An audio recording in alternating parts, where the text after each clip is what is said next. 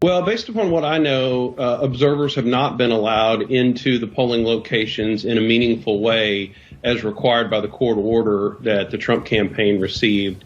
When they have been allowed in, the goalpost has been moved. They were supposed to be allowed within 6 feet of the ballots, and they have not been allowed that meaningful access. And our whole political system is based upon transparency to avoid the appearance of corruption.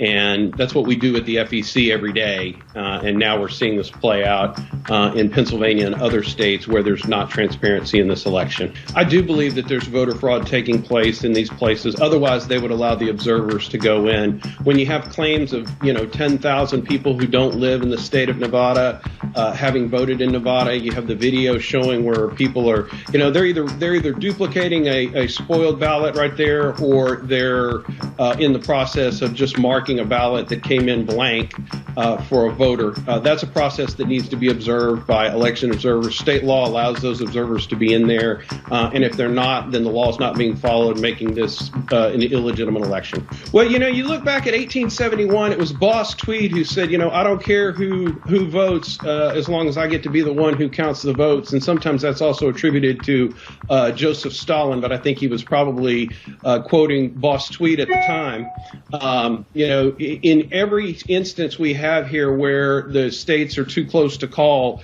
they're controlled by the Democrat Party, particularly in the urban areas where they're being counted. And it just seems unimaginable to me that you could have down ballot races where Republicans are winning across the board. And that happened across the country. The Democrats failed to flip any state legislature, failed to win any seats in Congress, in the U.S. House, and yet the president is losing in all of these states. And when the votes are really audited and the real votes are counted, Trump will win. He is the president, and he is in charge of this country.